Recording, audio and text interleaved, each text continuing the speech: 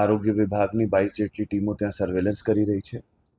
CHC Mangvana અને CHC દયાપરમાં પ્રતિનિયુક્તિ ઉપર doctor પણ મૂકવામાં આવ્યા છે, જેથી OPDના કેસીસ ત્યાં તરત હેન્ડલ થઈ શકે.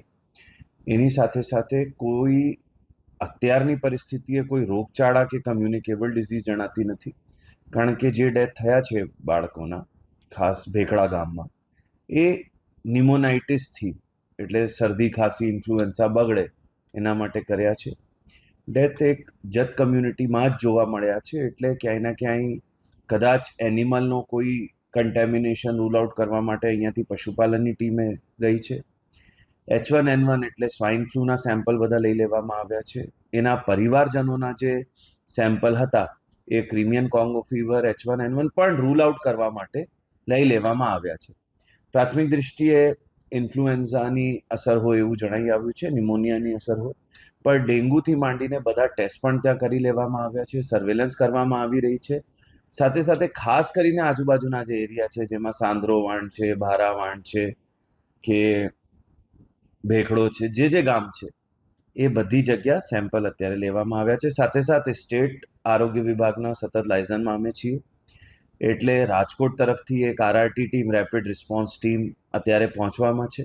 સાથે સાથે સ્ટેટની RRT જેને કહીએ છીએ, જેને સ્ટેટ રેપિડ રિસ્પોન્સ ટીમ, જેમાં સ્ટેટ લેવલના એપિડેમોલોજિસ્ટ વગેરે હોય છે, એ પણ અત્યારે લખપત તરફ જઈ રહ્યા છે. કચ્છના લખપત અને અબડાસામાં છેલ્લા 4 દિવસમાં લગભગ 12 જેટલા મૃત્યુ નોંધાયા અને મૃત્યુના કારણો જાણવા માટે વિભાગ દ્વારા રાજકોટ PDU અને અદાણી કોલેજમાંથી નિષ્ણાતોની ટીમ મોકલવામાં આવી છે, જેમાં મેડિસિન, PSM, માઇક્રોબાયોલોજી, બાળ રોગ નિષ્ણાત વગેરેના એક્સપર્ટોની ટીમ જઈ અને ત્યાંથી સમગ્ર સર્વેલન્સ કરી અને ત્યાંની માહિતી લઈ અને આ બાબતે આ મૃત્યુ થવાના કારણો જાણી અને એ રિપોર્ટ એ રાજ્ય સરકારને 2 દિવસમાં એ લોકો કરવાના છે.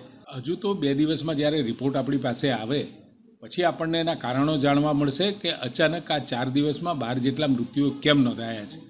એના માટેના જરૂરી આવશ્યક પગલાં વિભાગ દ્વારા, આરોગ્ય વિભાગ દ્વારા ચોક્કસ લઈ અને એ બાબતનું સંજ્ઞાન લઈ અને આગામી સમયમાં એ પ્રકારના મૃત્યુ ન નોંધાય અને એ પ્રકારના લક્ષણો દેખાય તો તરત જ એમાં રાજ્ય સરકાર કામગીરી કરશે અને આરોગ્ય વિભાગ ચોક્કસથી એની માહિતી લઈ અને જરૂરી અસરગ્રસ્ત વિસ્તારોમાં એ બાબતોની કામગીરી કરશે.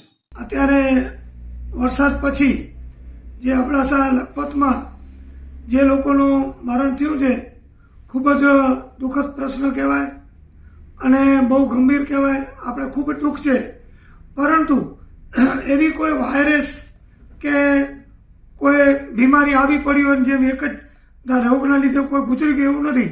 અલગ અલગ બધાને બીમારીના લીધે એ બધા તાવથી, કોઈ મેલેરિયા, કોઈ કેન્સરના લીધે, કોઈ પડી ગયાના લીધે, એટલે આ રીતે બધા અલગ અલગ મરણ થયા છે.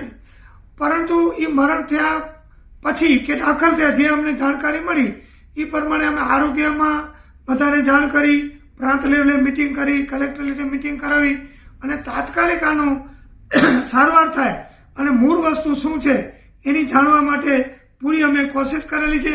તો એનામાં જાણવામાં જે આવ્યું છે તો અલગ અલગ બધી બીમારીઓ એનામાં જાણવામાં આવ્યું છે. છતાં પણ આપણે ક્યાં બેદરકારી નથી રાખતા. પાછી પણ ટીમ જે આરોગ્ય સરકારમાં જે જાણ કરી, ગુજરાત સંઘમાં તો મંત્રીશ્રીએ પણ અહીંયા ટીમો અત્યારે મોકલી છે અને અમે છતાં પણ તપાસ અત્યારે કરાવી રહ્યા છીએ, જેનાથી આપણે કોઈ પસ્તાવો ન થાય.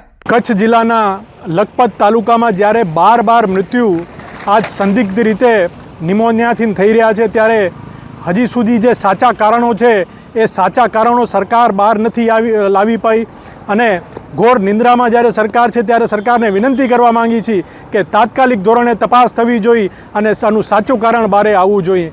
આજ લખપત તાલુકો જે છેવાડાનો તાલુકો છે, ત્યાં કને ભુજ આવતા પણ 100 કિલોમીટર થાય, ત્યારે ત્યાં કને જે આરોગ્યની વ્યવસ્થા છે એ દુરુસ્ત થવી જોઈએ. આજે એક જ માત્ર ડૉક્ટર ત્યાંની PHC સેન્ટરમાં છે, ત્યારે ત્યાં કને નર્સિંગ સ્ટાફ અને ડૉક્ટરો વધારે મૂકી અને આના જે લોક અસરગ્રસ્ત છે એમને આઇસોલેશનમાં રાખી અને તાત્કાલિક ધોરણે આ જે બીમારી છે એ બીમારી આનું નિરાકરણ આવે એવી સરકાર તરફની વિનંતી કરીએ છીએ.